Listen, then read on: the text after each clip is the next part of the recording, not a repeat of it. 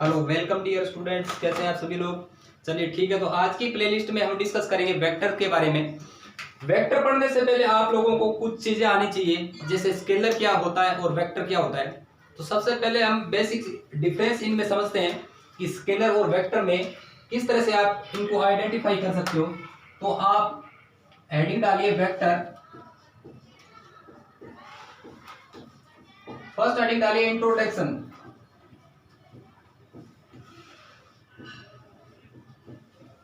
बहुत बार सुनने को मिला होगा आपको फिजिक्स में स्केलर और वेक्टर के बारे में।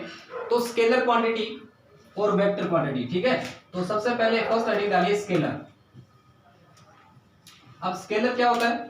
स्केलर एक ऐसी क्वांटिटी होती है जिसमें ओनली और मैग्नीट्यूड होता है। मैग्नीट्यूड यानी इसके अंदर डायरेक्शन का कोई रोल नहीं होता है, खाली मैग्नीट्यूड होता है। जैसे लेंथ, कितनी लेंथ है उसकी, कितना उसने ट्रेवल किया, कितनी डिस्टेंस है। तो ये कैसी क्वांटिटी हो गई? स्केलर क्वांटिटी होगी, यानी जिसमें क्या होगा? ओनली फॉर मैग्नीट्यूड होगा, डायरेक्शन का कोई रोल नहीं होगा, ठीक है।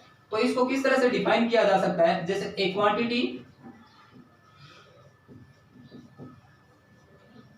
ओनली विद ओनली मैग्नीट्यूड, यानी एक ऐसी क्वांटिटी जिसके अंदर खाली क्या होगा? मैग्नीट्यूड होगा, डायरेक्शन नहीं होगा।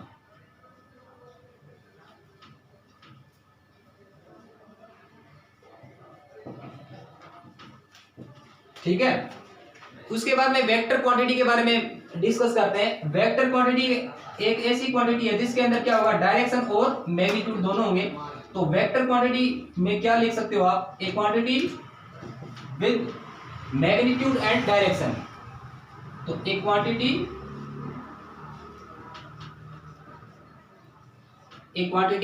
विद मैग्नीट्यूड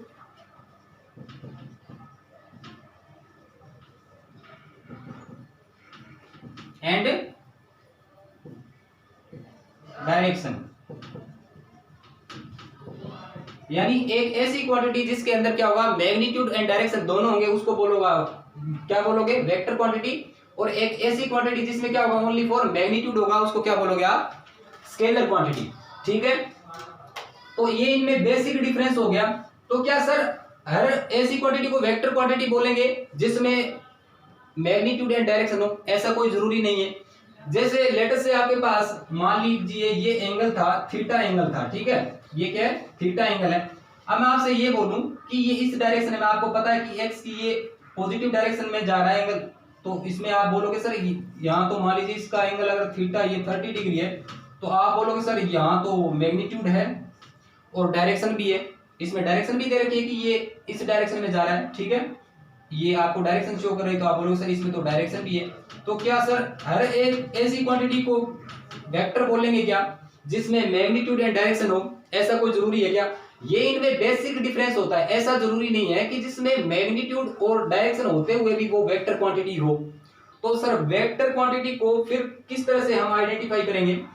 तो इसमें एक चीज और होती है, ये तो इनमें बेसिक डिफरेंस होता है। वेक्टर क्वांटिटी को आइडेंटिफाई करने के लिए आपको तीन चीजें पता होनी चाहिए कि किसी भी क्वांटिटी को आप वेक्टर क्वांटिटी तभी बोलोगे जब उसमें मैग्नीट्यूड होना चाहिए, डायरेक्शन भी होनी चाहिए, और एक चीज और होनी चाहिए, वेक्टर लॉ ऑफ एडिशन। यानी एक ऐसी क्वांटिटी जो डायरेक्शन और मैग्नीट्यूड के साथ साथ क्या करें? Vector law of addition law भी फॉलो करे, उसी क्वांटिटी को आप वेक्टर क्वांटिटी बोलोगे। कोई दिक्कत? यहां तक आगे बढ़ सकते हैं। सबसे पहले क्या पढ़ा? स्केलर क्वांटिटी जिसमें ओनली फॉर क्या होगा? मैग्नीट्यूड होगा। वेक्टर क्वांटिटी जिसमें क्या होगा? Magnitude and direction. ये इनमें बेसिक डिफरेंस होता है, ठीक है। अब क्या सर हर एक क्वांटिटी जिसमें मैग्नीट्यूड एंड डायरेक्शन है उसको वेक्टर बोलोगे क्या? ऐसा जरूरी नहीं है, क्योंकि वेक्टर क्वांटिटी में आपको तीन चीजें चाहिए होती है। कौन कौन सी? Magnitude, direction and vector law of addition. जैसे इसके एग्जांपल पढ़ते हैं। फर्स्ट वन लिखिए आप, एग्जांपल डिस्प्लेसमेंट और डिस्प्लेसमेंट और डिस्टेंस को देखते हैं। जैसे लेटर से आपके पास ये पॉइंट ए था, ठीक है, ये आपके पास बी पॉइंट है। अब मैं आपसे ये बोलूं ए से बी, तो मैं यहां क्या शो कर रहा हूं? डायरेक्शन। मेरा मेन एम क्या रहेगा? ए से बी जाना। तो मैं ए से बी आपसे ये बोलूं ए से बी, तो मैं यहाँ क्या शो कर रहा हूँ, डायरेक्शन शो कर रहा हूँ, ठीक है। और इसके साथ ही साथ अगर मेरा ये ए से बी जाने का पाथ अगर यूं होता, ए से बी जाने का पाथ अगर यूं होता, तो सर यहाँ भी हम ए से बी तक तो पहुंच गए, हाँ बिल्कुल आप पहुंच चुके ए से बी तक, बट यहाँ पर ये जो आपने पाथ लिया है वो डायरेक्शन शो नहीं कर रहा, इसकी कोई डायरेक्शन नहीं है फिक्स। तो इस तरह से इसको क्या बोलोगे, ये डिस्टेंस आ गई कि यानी आपने ए से बी जाने में कितनी मेहनत करी, कितना आपने चला, वो ये क्या होगी, इसकी डिस्टेंस हो गई। मान लीजिए आपसे आपके पास ए से बी जाने का ये पाथ होता तो भी आप ए से बी पहुंच जाते, बट क्या इसको आप इसमें खाली क्या आ रहा है, इसको आप वेक्टर नहीं बोल सकते डिस्टेंस को, क्यों, क्योंकि आपके पास ओनली फॉर यहाँ पर आपके पास ये पाथ अगर शॉर्ट है तो आपके पास यहाँ पर डिस्टेंस कम आई होगी, और अब अगर आपके पास ये ए से बी जाने में पाथ अगर लॉन्ग है तो यहाँ आपके पास डिस्टेंस ज्यादा आई होगी। तो यहाँ इन दोनों केस में आपके पास दोनों क्या है, यहाँ ये डिस्टेंस है, ये भी डिस्टेंस है। हो सकता है आपने यहाँ पर ज्यादा मेहनत करी होगी, अगर ये लॉन्ग पाथ है तो आपने ज्यादा मेहनत करी होगी, डजंट मैटर, है दोनों डिस्टेंस ही। इसका मतलब यहाँ पर खाली आपके पास एक ही चीज आ रही है कि आपने कितनी डिस्टेंस ए से बी जाने में ट्रेवल करी, तो ये क्या आ गया, इसका मैग्नीट्यूड आ गया। तो सर इसका मतलब सर ओनली मैग्नीट्यूड आ रहा है, तो डिस्टेंस सर कौन सी क्वांटिटी हो गई, स्केलर क्वांटिटी होगी। डिस्टेंस कौन सी क्वांटिटी होगी, स्केलर क्वांटिटी होगी, कोई दिक्कत, ठीक है। अब मैं सेम एग्जांपल में आपसे ये बोलूं ए से बी, ए से बी बोलूं, इसका मतलब मैं पहले से ही ऑलरेडी डायरेक्शन को शो कर रहा हूं, क्या, ए से बी, मेरा मेन एम मेन मोटिव क्या रहेगा, ए से बी जाने का, तो ए से बी मैं डायरेक्शन भी शो कर रहा हूं, और ए से बी अगर मैं गया तो इतना आपके पास ये क्या आएगा, इतनी डिस्टेंस आप कवर करोगे तो उसको आप क्या बोलोगे, ए से बी, यानी आप बोलोगे ए से बी में गया तो ये आ गई आपकी डायरेक्शन, और ए से बी जाने के बाद आपके पास ये जो आएगा डिस्प्लेसमेंट, ये क्या आएगा, सॉरी ये जो भी लेंथ आएगी ये क्या हो जाएगा, इसका मैग्नीट्यूड हो जाएगा। तो इसका मतलब सर यहाँ पर ए से बी जब भी मैं जा रहा हूं तो मेरे पास यहाँ पर डायरेक्शन के साथ ही साथ क्या आ रहा है, इसका मैग्नीट्यूड तो आएगा ही आएगा। तो ए बी वेक्टर इसको लिखा जाता है, वेक्टर किसको रिप्रेजेंट कर रहा है कि ए से बी में गया, ए से बी जाना है मुझे, ठीक है, ए से बी जाना है, तो मैं डायरेक्शन तो ऑलरेडी बता ही रहा हूं कि ए से बी, इसके साथ ही साथ ए से बी यहां से यहां तक इसकी कोई लेंथ आएगी वो उसका क्या हो जाएगा, मैग्नीट्यूड हो जाएगा। इसका मतलब ये सर डिस्प्लेसमेंट जो है, तो ये ओवरऑल क्या हो जाएगा, डिस्प्लेसमेंट, ये क्या होगी, एक वेक्टर क्वांटिटी होगी। डिस्प्लेसमेंट कौन सी क्वांटिटी होगी, वेक्टर क्वांटिटी होगी। तो आप एग्जांपल लिख सकते हो, डिस्टेंस कौन सी क्वांटिटी है, स्केलर क्वांटिटी है, और वेक्टर ये सॉरी डिस्प्लेसमेंट कौन सी क्वांटिटी है, वेक्टर क्वांटिटी है, क्योंकि डिस्प्लेसमेंट में आपके पास लेंथ भी आ रहा है जो कि क्या शो कर रहा है, इसका मैग्नीट्यूड, और डायरेक्शन शो कर रहा है कि ए से बी में जा रहा हूं। इसका मतलब डिस्प्लेसमेंट आपके पास कौन सी क्वांटिटी होती है, वेक्टर क्वांटिटी होती है। एक आध एग्जांपल और पढ़ते हैं, जैसे आपके पास कोई एक बॉक्स दे रखा है, ठीक है, जैसे लेटर से आपके पास ये कोई बॉक्स था, और यहां पर मैं आपसे ये बोलूं कि यहां आपके पास ये एंगल हॉरिजॉन्टल डायरेक्शन में, ठीक है, आपके पास ये एंगल थीटा है, और आपके पास ये इस तरह से आपके पास हॉरिजॉन्टल डायरेक्शन में 4 न्यूटन का फोर्स है, और यहाँ पर आपके पास 10 न्यूटन का फोर्स है। मैं आपसे ये पूछूं, बताओ भाई यहाँ पर आपके पास ओवरऑल इस बॉक्स पर कितना फोर्स आएगा, तो आप ये बोलोगे कि सर सबसे पहले तो आप ये बताइए कि थीटा की वैल्यू कितनी है, हाँ या ना। इसका मतलब ये हुआ, डायरेक्टली आप ऐसा कैलकुलेट नहीं कर सकते कि सर 40 न्यूटन आ गया। इसका मतलब यहाँ पर आपको किसकी जरूरत पड़ेगी, थीटा की। तो थीटा किसको शो करेगा, मैग्नीट्यूड को करेगा। इसीलिए जब भी आप इस पर्टिकुलर बॉक्स पर अगर आप फोर्स कैलकुलेट करना चाहते हो तो आपको किसकी जरूरत पड़ने वाली है, यहाँ पर इस एंगल थीटा की। और थीटा किसको रिप्रेजेंट कर रहा है, थीटा, थीटा तो सर ये मैग्नीट्यूड को रिप्रेजेंट कर रहा है, यस और नो। तो जब भी आपके पास थीटा की वैल्यू आएगी तो आप इजी वे में इसके कंपोनेंट करके आप कैलकुलेट कर सकते हो आराम से। आपने पढ़ रखा होगा एक्स डायरेक्शन में, थीटा के डायरेक्शन में आप पढ़ते हो, कंपोनेंट करते हो ना, कोस थीटा और साइन थीटा। वर्टिकल डायरेक्शन में कौन सा होता है, साइन थीटा। अगर आपसे पूछ रहा है कौन सी डायरेक्शन में फोर्स कैलकुलेट करवाना चाह रहे हो तो आप इजी वे में कैलकुलेट कर सकते हो, ठीक है। बट पहले आपको जरूरत पड़ेगी यहाँ पर थीटा की। इसका मतलब थीटा क्या आ जाएगा, मैग्नीट्यूड आ जाएगा, और साथ ही साथ अपने आप डायरेक्शन आ जाएगी इसकी कि आप इस डायरेक्शन में कोस थीटा लिखते हो, इस डायरेक्शन में साइन थीटा लिखते हो। अब आपके पास कौन सी डायरेक्शन में ये फोर्स पूछ रहा है इसका मतलब फोर्स जो है वो कौन सी क्वांटिटी है, वेक्टर क्वांटिटी। हमें कोई दिक्कत नहीं होगी सर, डेफिनेटली जो आपके पास फोर्स है वो वेक्टर क्वांटिटी है, क्योंकि इसको रिप्रेजेंट करने के लिए आपको यहां पर पहले बताना पड़ेगा कि इस थीटा की वैल्यू क्या है, देन आप एक्स और वाई डायरेक्शन में अलग अलग फोर्स कैलकुलेट कर सकते हो। ठीक है, सेम वे में अगर मैं आपसे ये कहूं कि आपके पास ये इस पॉइंट से यहां और यहां मान लीजिए आपके पास यहां पर 10 एम्पियर का करंट आ रहा है, ठीक है, और यहां से आपके पास 5 एम्पियर का करंट आ रहा है। मैं आपसे ये पूछूं कि यहां से यहां कितना करंट होगा, तो आप बोलोगे कि सर यहां पर तो किरचॉफ लॉ लग जाएगा, तो आप बोलोगे कि सर 15 न्यूटन हो जाएगा, सॉरी 15 एम्पियर आ जाएगा। ये करंट टोटल कितना आ जाएगा, 15 एम्पियर। क्या आपको यहां पर करंट कैलकुलेट करने के लिए इस थीटा की जरूरत पड़ी क्या? नहीं सर, कल को आप ऐसे बोल दोगे ना कि यहां पर ऐसा कुछ है और यहां पर करंट आपके पास मान लीजिए 5 एम्पियर है और यहां पर आपके पास करंट मान लीजिए 10 एम्पियर है, तो भी आपके पास यहां पर 15 एम्पियर का ही करंट आएगा। अगर ये इसी डायरेक्शन में आता है और ये इसी डायरेक्शन में, तो आपको पता है किरचॉफ लॉ लगा देते हो आप। तो यहां पर आपके पास एंगल आपने चेंज कर दिया, तो डजंट मैटर आप एंगल कितना भी करो, अभी भी आपके पास करंट जो है वो कितना आ रहा है, 15 एम्पियर। तो एंगल का इसमें कोई रोल नहीं है। इसका मतलब ओनली फॉर यहां पर क्या आ रहा है, मैग्नीट्यूड आ रहा है। इसीलिए सर करंट को क्या बोला जाता है, स्केलर क्वांटिटी बोला जाता है। कोई दिक्कत? ठीक है, आगे बढ़ सकते हैं। तो फोर्स आपके पास वेक्टर क्वांटिटी होती है, करंट आपके पास कौन सी क्वांटिटी होती है, स्केलर क्वांटिटी होती है। आगे बढ़े, अब देखो नेक्स्ट इसमें क्या हो सकता है, जैसे इसमें हमने एक चीज पढ़ी थी कि स्केलर क्वांटिटी में ओनली मैग्नीट्यूड होता है, ठीक है, और वेक्टर क्वांटिटी में क्या होता है, डायरेक्शन और मैग्नीट्यूड दोनों होते हैं। अब सर वेक्टर क्वांटिटी में एक चीज और बताई थी कि वेक्टर क्वांटिटी में क्या होना चाहिए, डायरेक्शन और मैग्नीट्यूड के साथ साथ क्या होना चाहिए, वेक्टर लॉ ऑफ एडिशन भी फॉलो करना चाहिए। तो vector law of addition, vector law of addition, अच्छा इससे पहले मैंने आपको एक एग्जांपल और बताया था, जिससे मैंने ये बताया था कि आपके पास लेटस से ये एंगल थीटा है और थीटा की वैल्यू मान लीजिए 30 डिग्री दे रखी है और ये कह रहा है कि ये इस डायरेक्शन में है, इस डायरेक्शन में, ठीक है।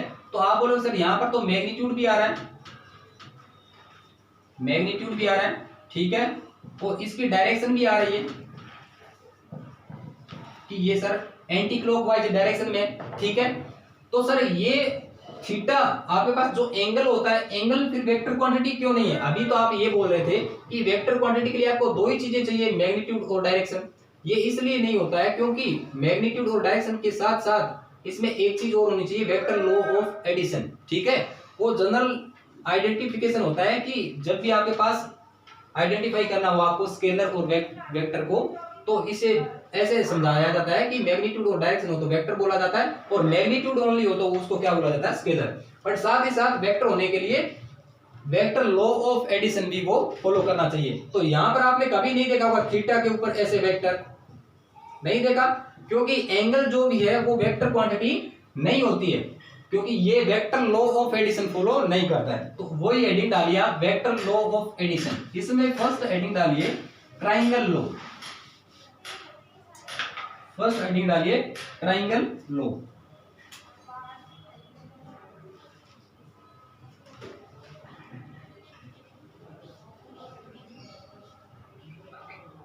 सर ये ट्राइंगल लॉ क्या होता है? सबसे पहले देखो ट्राइंगल लॉ को समझने के लिए, जैसे आपके पास यहां पर, अच्छा इससे पहले आपको एक चीज और समझनी पड़ेगी, रिप्रेजेंटेशन ऑफ वेक्टर, कि वेक्टर को आखिर किस तरह से रिप्रेजेंट किया जाता है। तो सबसे पहले इसमें लिखिए वेक्टर, रिप्रेजेंटेशन ऑफ वेक्टर में लिखिए कि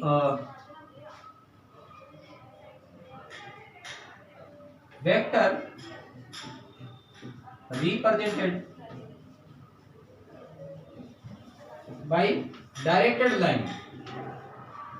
सबसे पहले आपको वेक्टर को रिप्रेजेंट करना आना चाहिए कि वेक्टर को किस तरह से रिप्रेजेंट किया जाता है, ठीक है। तो वेक्टर को रिप्रेजेंट करने के लिए जैसे लेटर से आपके पास ये कोई लाइन है एल, अब यहां पर आपको इसकी डायरेक्शन दे दे कि ये इसकी डायरेक्शन है, तो आप यहां पर बोल दोगे सर यहां ये लाइन लेफ्ट से राइट की तरफ इसकी क्या है डायरेक्शन है, ठीक है। बट क्या यहां पर इसका आप मैग्नीट्यूड आइडेंटिफाई कर पा रहे हो क्या? कुछ नहीं कर पा रहे हैं। यहां से यहां तक ये इनफाइनाइट लेंथ की लाइन है, तो आप यहां पर मैग्नीट्यूड इसका डिफाइन नहीं कर पा रहे। हाँ, डायरेक्शन जरूर बता दोगे। कल को अगर इस लाइन की डायरेक्शन ये हो गई तो आप बोल दोगे कि सर राइट से लेफ्ट की ओर ये लाइन की डायरेक्शन है, बट सर अभी भी हम यहाँ पर मैग्नीट्यूड डिफाइन नहीं कर पा रहे। तो आपको वेक्टर को अगर रिप्रेजेंट करना तो आपको दो चीजें चाहिए, एक तो इसका मैग्नीट्यूड और एक इसका डायरेक्शन।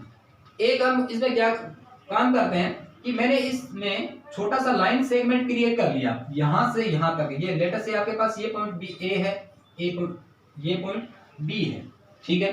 तो क्या अब आप इस छोटे से लाइन सेगमेंट, ये तो सर बहुत ही बढ़िया बात हो गई, ए से बी, अब आपके पास ये जो लेंथ है पर्टिकुलर लेंथ, इसको बाउंडेड कर दिया तो आप इजी वे में इसको कैलकुलेट कर सकते हो कि इसकी लेंथ कितनी है।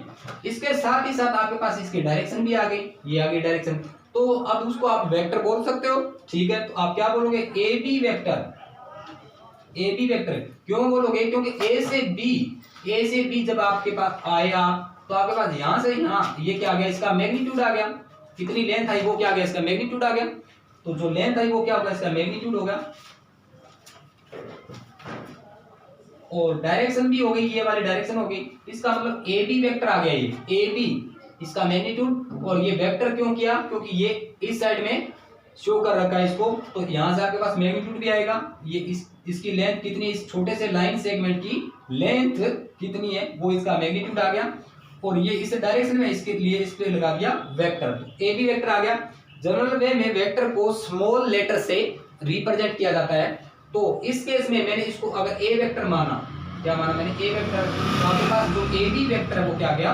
ए वेक्टर आ गया। एक बार आप वापस देख सकते हो, क्या था मेरे पास एक लाइन थी, सबसे पहले मैंने इस पे इस डायरेक्शन में एरो लगाया, इसका मतलब क्या हुआ कि सर ये तो लाइन लेफ्ट से राइट में जा रही है, ठीक है। फिर क्या हुआ, यहाँ पर आप एक चीज आइडेंटिफाई नहीं कर पा रहे कि सर इसकी लेंथ कितनी है, क्योंकि जब भी आप वेक्टर को डिफाइन करोगे तो आपके पास दो चीजें होनी चाहिए, लेंथ का भी पता होना चाहिए, किसको शो करेगा वो मैग्नीट्यूड को, और डायरेक्शन का भी पता होना चाहिए। तो मैं एक काम करता हूं, यहां पर मैंने एक इस लाइन का लाइन सेगमेंट क्रिएट कर लिया, तो अब आप इस लाइन सेगमेंट को इजी वे में कैलकुलेट कर सकते हो कि इसकी लेंथ कितनी है, क्योंकि डायरेक्शन तो ऑलरेडी इसने शो कर रखी है, ए रही और आपके पास ए पॉइंट और ये रहा बी पॉइंट। इसको बोला जाता है इनिशियल पॉइंट और इसको बोला जाता है टर्मिनल पॉइंट। तो इस केस में आपके पास ये क्या आ जाएगा, इसका मैग्नीट्यूड आ जाएगा, मैग्नीट्यूड आ गया, और आपके पास ये डायरेक्शन आ गई। तो इस पॉइंट को क्या बोला जाता है? इनिशियल पॉइंट, इनिशियल पॉइंट, ठीक है। और इसको क्या बोला जाता है? टर्मिनल पॉइंट, बी को बोला जाता है, जहां से वेक्टर स्टार्ट होता है उसको बोला जाता है इनिशियल पॉइंट, और जहां पर वेक्टर का एंड होता है वहां पर उसको बोला जाता है टर्मिनल पॉइंट, ठीक है। यहां तक किसी को कोई दिक्कत? ठीक है। इसके बाद में आपके पास ये यहां से इसका मैग्नीट्यूड आ गया ए से बी, और ये इसकी डायरेक्शन आ गई, तो ए बी वेक्टर और जनरल वे में इसको किसके द्वारा रिप्रेजेंट किया जाता है? स्मॉल लेटर से। तो मैंने इस केस में इसको ए वेक्टर माना, तो A B vector equals to क्या आ गया? स्मॉल ए वेक्टर, ठीक है। इस तरह से डायरेक्टेड लाइन के द्वारा इसको रिप्रेजेंट किया जाता है वेक्टर को, ठीक है। इसको रफ कर दें।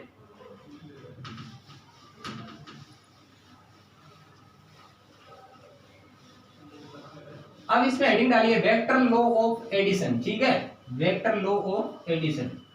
तो वेक्टर लॉ ऑफ एडिशन के लिए सबसे पहले लेटर से आपके पास ये ए वेक्टर था, ठीक है, ऑलरेडी मैंने डिफाइन करके दे दिया, तो ए वेक्टर लिख दिया, इसका मतलब डेफिनेटली ये इसका एरो इसकी डायरेक्शन आ गई और इसका मैग्नीट्यूड भी फिक्स है, ठीक है।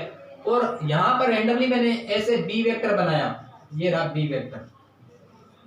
तो वेक्टर, ये जो बी वेक्टर है ये क्या है? फ्रीली मोशन कर सकता है, कोई दिक्कत नहीं है। जब भी वेक्टर लॉ ऑफ एडिशन की बात आएगी तो आपको करना क्या है? फर्स्ट स्टेप में देखो, फर्स्ट स्टेप क्या रहेगा, आपको करना क्या है?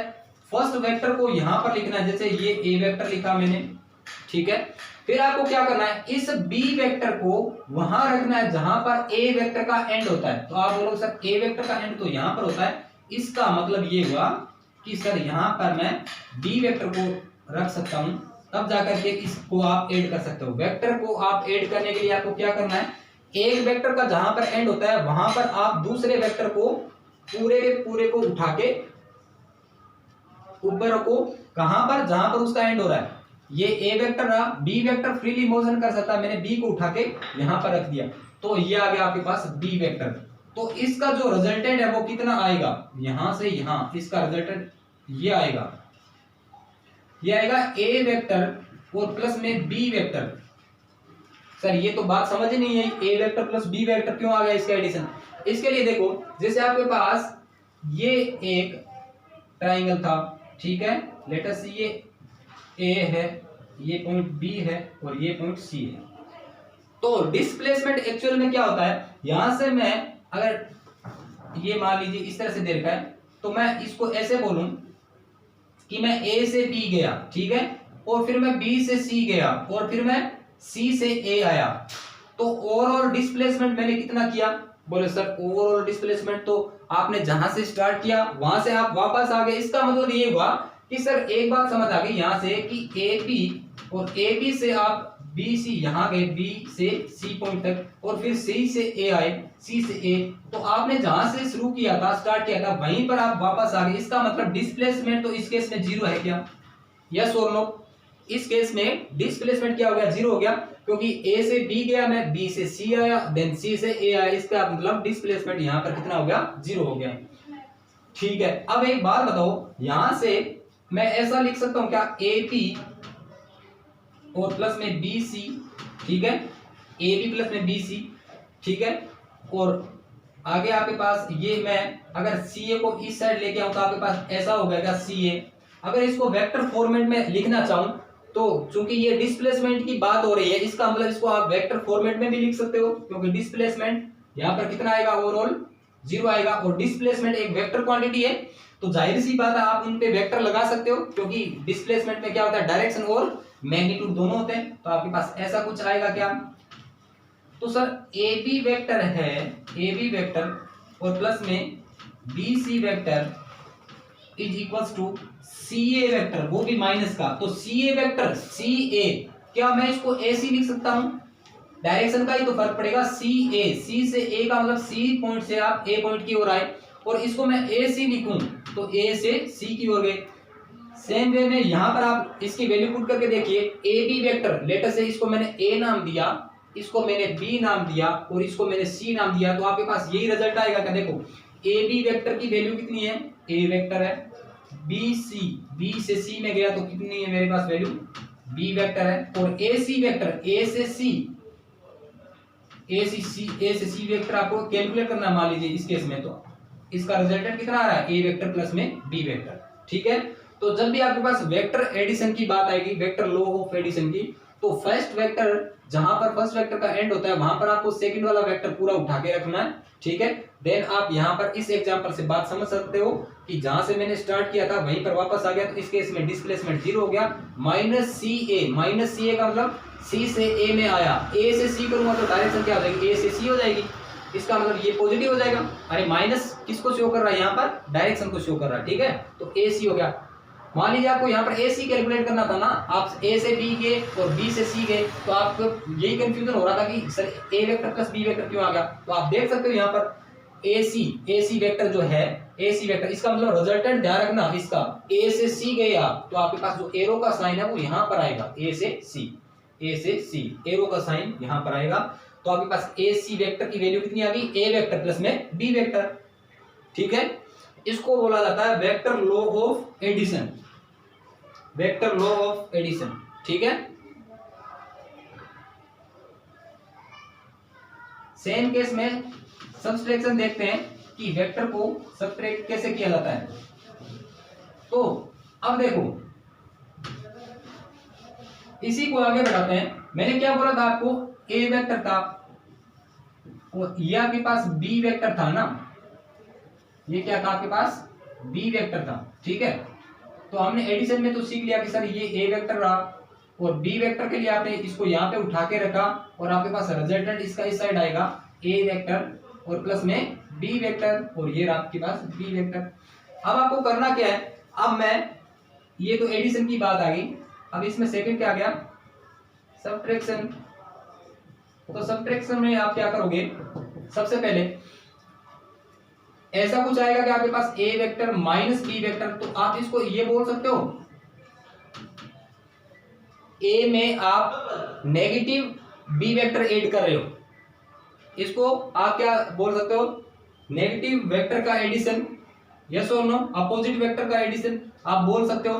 तो आपके पास ए वेक्टर तो था ही, आपको क्या लेके आना है, बी वेक्टर लेके आना है, वो भी माइनस में। तो माइनस में मतलब आपके पास डायरेक्शन अपोजिट हो जाएगी क्या उसकी, तो आप उसको इस तरह से आइडेंटिफाई कर सकते हो। आपके पास ये ए वेक्टर था, ये आपके पास बी वेक्टर है, ठीक है, ए वेक्टर। तो आपको क्या करना है, सेम मैग्नीट्यूड का अगर आप माइनस बी वेक्टर जनरेट कर दो, आप इसको आगे बढ़ाओगे तो आपके पास ये क्या आ गया, माइनस बी वेक्टर। तो आप इसको ए से बोल सकते हो नेगेटिव वेक्टर का एडिशन, यहां से यहां इसका रिजल्टेंट क्या आ जाएगा, ये आ जाएगा। तो अगेन आप ट्राइंगल वो लगाओगे तो ये क्या आ जाएगा, a vector minus b vector आ जाएगा, ठीक है, a vector minus b vector negative, ये देखो ए वेक्टर था माइनस बी वेक्टर, तो मैंने इसको आगे बढ़ा दिया यानी इस डायरेक्शन में, अपोजिट डायरेक्शन, तो माइनस बी वेक्टर हो गया। तो आपके पास रिजल्टेंट कितना आ जाएगा, a vector minus b vector, और एडिशन में कितना आता है, a vector plus B vector. इतनी सी कहानी, कोई दिक्कत, ठीक है। तो आज की क्लास को यहीं तक करते हैं, आगे की चर्चाएं जारी रहेगी ब्रेक के बाद। Thank you very much.